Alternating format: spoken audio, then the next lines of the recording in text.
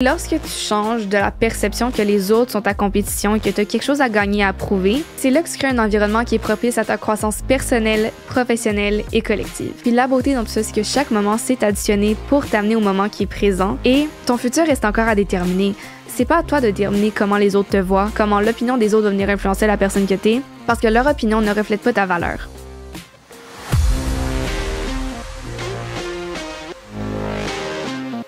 Ambitionnelle, femme qui n'a pas peur de s'affirmer, prendre sa place et donner le meilleur d'elle-même afin d'avoir ce qu'elle veut.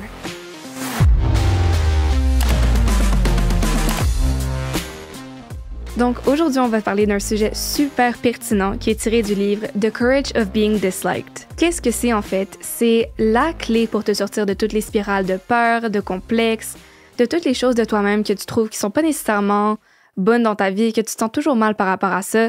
Et chaque fois que tu as le sentiment d'être inadéquate, tu t'auto-sabotages et c'est là que le concept de liberté vient en compte. Et si je te disais que la clé de ton épanouissement n'était pas ton passé ou bien la manière dont les autres te perçoivent, comment est-ce que ça te fait sentir? Si tu veux reprendre le contrôle de ta vie et t'épanouir à 100%, cet épisode est pour toi. Comme d'habitude, si toi aussi, ton but c'est de devenir la meilleure version de toi-même et que tu es passionné par apprendre plein de sujets différents, n'hésite pas à t'abonner au podcast qui a un épisode qui sort à chaque mercredi. Le premier concept en fait de ce livre, c'est parti de la théorie d'Alfred Adler, qui était l'un aussi des psychanalystes de l'époque de Freud, mais lui avait une vision assez différente de Freud.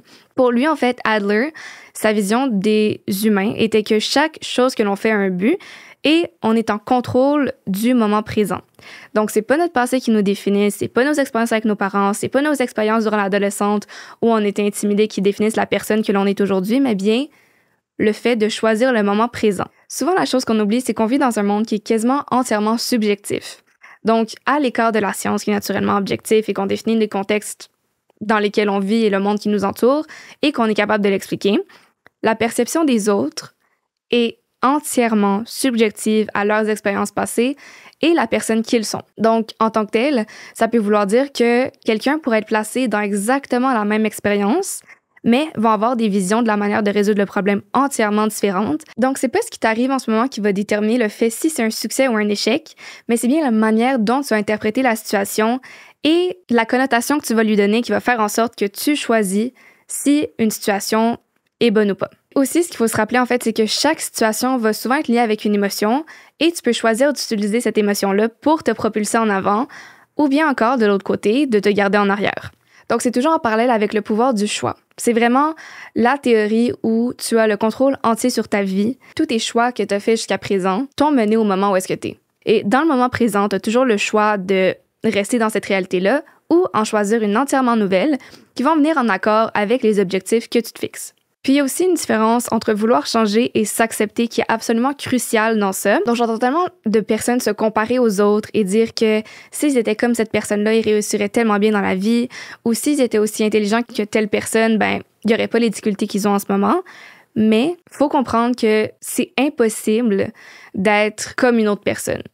Et même si tu avais certaines caractéristiques de l'autre personne, ça veut pas dire que ton parcours serait exactement le même. C'est juste que faut que tu apprennes à accepter la personne que tu es en ce moment, mais accepter ne veut pas dire que tu rentres dans la complaisance. Donc, si tu n'es pas heureux avec l'endroit où tu es en ce moment, ben nécessairement, ça veut dire que tu as des changements à faire. C'est pas avec quoi tu nais qui compte, c'est qu'est-ce que tu en fais. Il y a personne sur Terre qui veut consciemment être dans un état qui ne le rend pas heureux. Si jamais tu restes dans la même situation encore et encore, mais que tu choisis quand même de rester là-dedans et que tu fais des actions qui concordent avec ça, c'est quand quelque part cette situation-là te convient à l'instant présent et il y a plus d'avantages à rester dedans, même s'il y a certaines choses qui te déplaisent, que d'avoir le courage de changer et de faire un pas en avant. Chaque humain est motivé par ce besoin d'être dans une situation qui va venir l'avantager.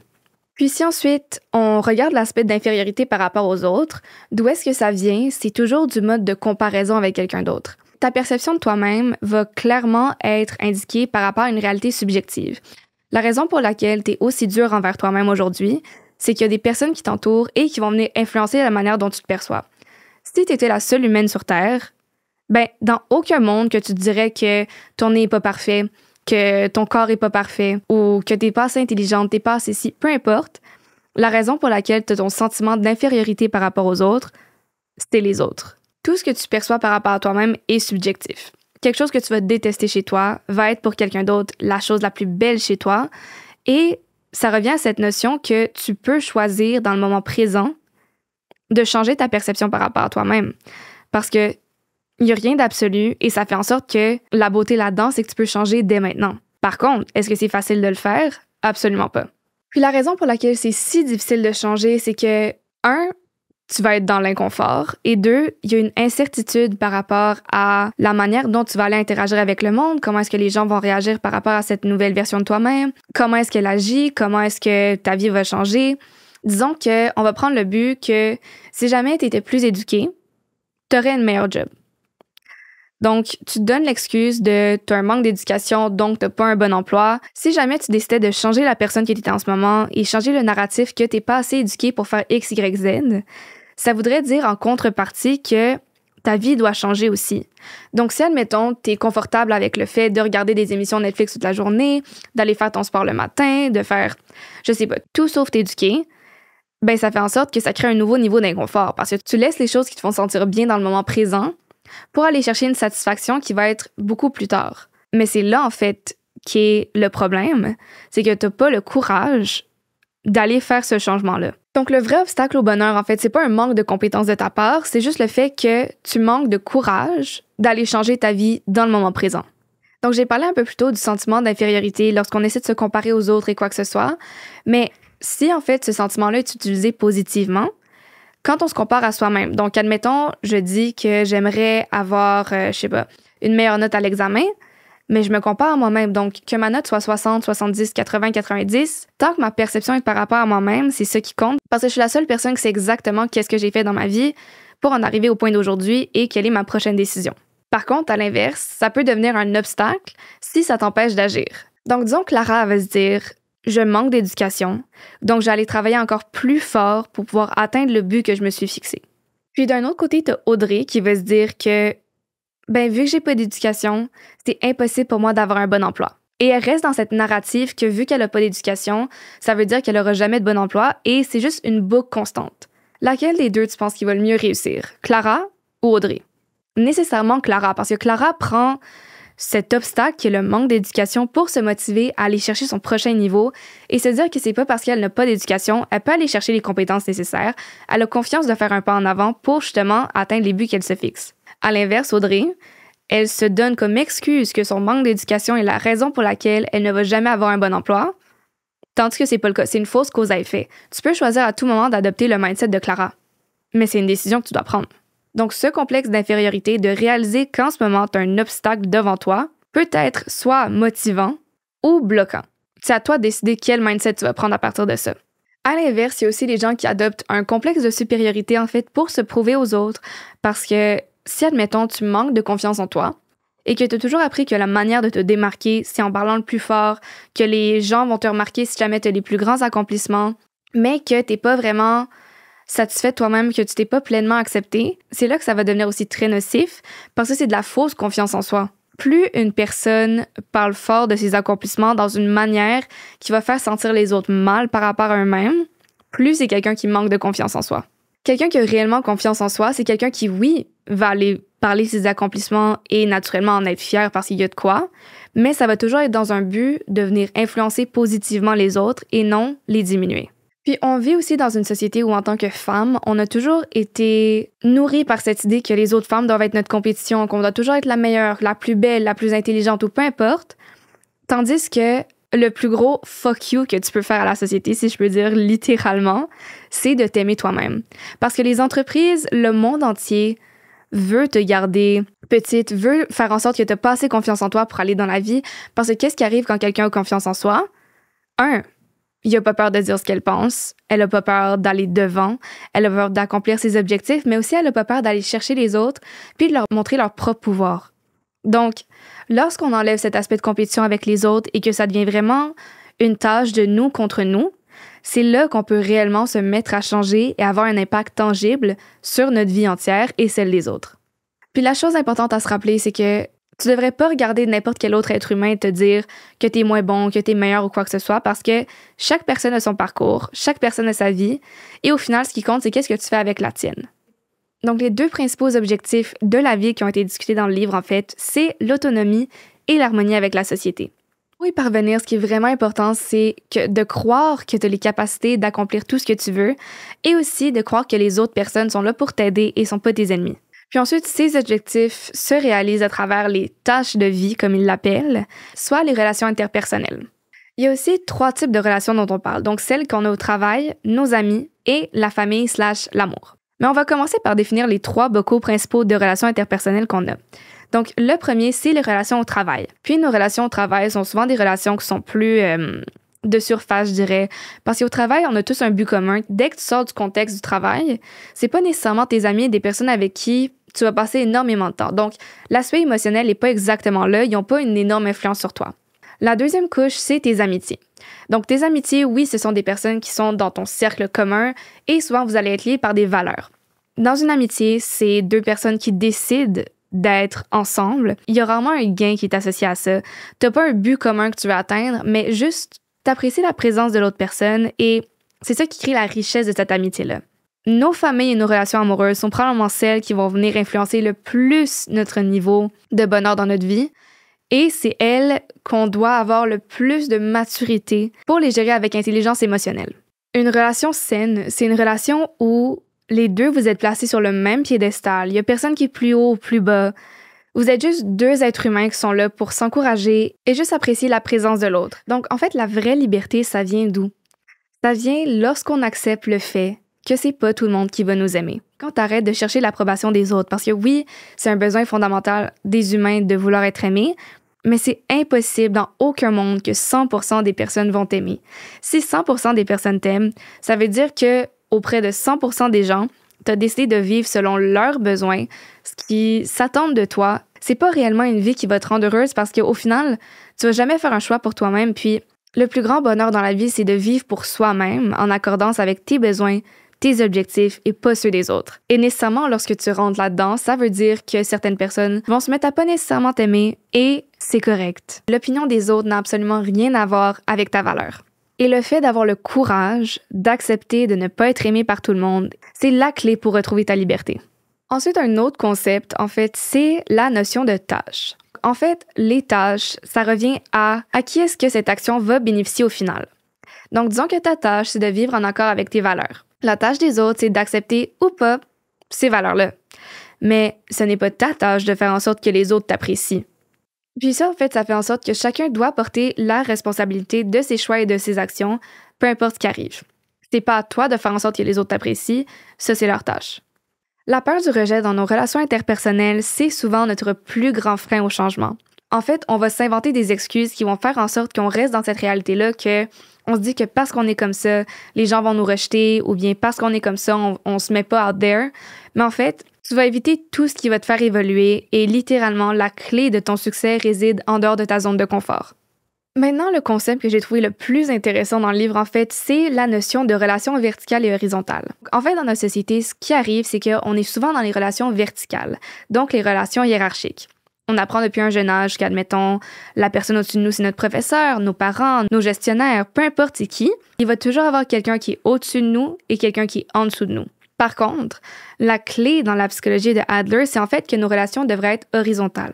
Pour te donner une image, disons que on marche tous sur une surface égale, mais on n'est pas tous à la même distance. Donc, disons, il y a des gens qui vont marcher plus en avant, des gens vont marcher plus en arrière, mais reste que il y a personne qui est réellement au-dessus ou en dessous.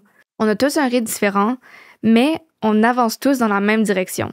Ça vient amener cette notion d'égalité entre les autres. Puis lorsqu'on adopte cette vision-là, en fait, ça fait en sorte qu'on discute avec les gens extrêmement différemment parce que lorsqu'on met plus personne sur un piédestal ou bien qu'on regarde les gens d'en haut, ben ça fait en sorte que nos relations interpersonnelles vont devenir tellement plus riches parce que chaque humain a l'opportunité d'être soi-même, d'exprimer ses opinions, de dire lorsqu'il n'est pas d'accord ou bien de proposer de nouvelles solutions.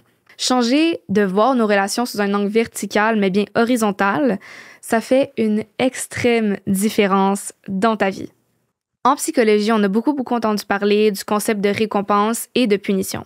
Donc, que ce soit la carotte ou le bâton, si jamais tu connais un petit peu les expérimentations en psychologie, ben en fait, ça reste dans cette image des relations verticales.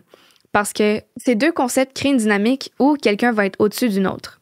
Même si ça a l'air contre-intuitif lorsqu'on éloge quelqu'un, le concept est que si jamais tu as besoin de donner une éloge, c'est que tu as une supériorité par rapport à l'autre personne. Donner une éloge à quelqu'un, c'est comme croire que cette personne-là a moins de capacité que toi pour faire une certaine tâche. Et autant c'est bon, oui, naturellement, la personne va se sentir heureuse, ça crée encore cette dynamique hiérarchique et c'est ce qu'Adler propose, en fait, de s'en dissocier. Mais si, admettons, tu peux pas éloger quelqu'un pour ce qu'il fait, quelle est l'option qui nous reste? L'option qui nous reste, c'est en fait la gratitude. Donc, pense à la dernière fois qu'admettons, tu étais au travail et l'une de tes collègues directes a fait quelque chose pour t'aider. Quelle est la chose que tu lui as dit? Fort probablement que tu lui as dit merci et pas « Wow, t'as tellement fait un beau travail ». Non, parce que tu vois cette collègue-là sur le même pied d'égalité que toi et naturellement, elle est aussi compétente, donc tu vas lui dire merci. Donc, lorsque tu veux aider quelqu'un, la gratitude va 1000 fois plus loin que le concept d'éloge. Puis ça, la gratitude, en fait, envers quelqu'un d'autre, ça lui permet, un, d'avoir confiance en soi, de deux, réaliser que oui, c'est une personne compétente et qu'elle est capable de faire des choses difficiles, et tu la vois comme ton égale. Puis tantôt, j'ai parlé de l'aspect de tâche de vie, mais en fait, ça revient juste ici. Dans ce type de psychologie-là aussi, il dit que il faut pas chercher à aider quelqu'un directement, mais bien encourager la personne. Donc, tu vas pas venir interférer dans qu'est-ce que la personne doit faire, mais plutôt, tu vas venir lui proposer si elle a besoin d'aide ou si jamais tu peux faire quoi que ce soit pour l'aider également, mais tu vas jamais venir interférer dans la tâche elle-même. Comme ça, tu remets le choix à cette personne-là. Elle est en confiance, elle est en pouvoir et par la suite, ça va lui permettre de se sentir beaucoup plus compétente que si tu l'avais forcée à faire quoi que ce soit. Puis souvent, la raison pour laquelle quelqu'un ne va pas commencer quelque chose, c'est pas par manque de compétences, mais bien par manque de courage. Donc, l'assistance, c'est de donner à ces personnes-là une sorte de courage pour les aider à vraiment venir commencer à agir.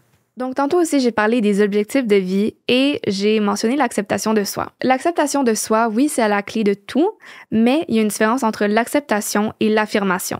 Ça aussi, c'est un autre concept que j'ai trouvé très intéressant parce que dans le passé, j'ai toujours été ultra fan des affirmations et tout ça, mais en fait, ça crée une déconnexion entre la personne qu'elle est en ce moment et cette version du futur qu'elle aimerait être. Disons, on va prendre Clara et Audrey encore. Clara et Audrey ont toutes les deux eu 60% à l'examen. Audrey va avoir le mindset de « Ah, j'ai eu 60%, mais je sais que d'habitude, j'ai juste un 100%, donc la prochaine fois, c'est sûr que je vais m'améliorer. » Clara, à l'opposé, a comme mindset de « Ah, j'ai eu 60% cette fois-ci. Comment est-ce que je peux m'assurer de me rapprocher du 100% la prochaine fois? » Encore une fois, quel mindset va être le plus performant? Ben clairement celui de Clara, parce que Clara sait où est-ce qu'elle est en ce moment, elle l'accepte et elle se demande quel choix elle peut prendre pour changer cet état en ce moment. L'acceptation de soi, c'est le courage de prendre des actions pour te rendre où est-ce que tu aimerais être. Donc maintenant qu'on a vu l'acceptation de soi, en fait, le deuxième but des humains, c'est la communauté. Comme j'ai dit, les relations interpersonnelles, selon Adler, c'est la chose la plus importante. Et dans notre vie, bâtir cet aspect de communauté, c'est notre but final.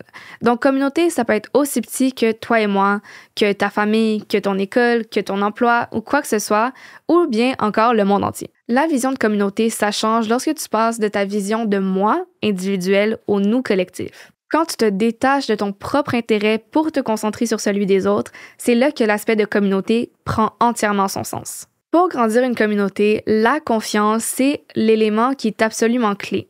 Par contre, il y a une différence entre confiance et confiance inconditionnelle. Donc, par exemple, si jamais tu bâtis tes relations par des conditions. Mais la confiance inconditionnelle, en fait, c'est avoir confiance en quelqu'un sans condition.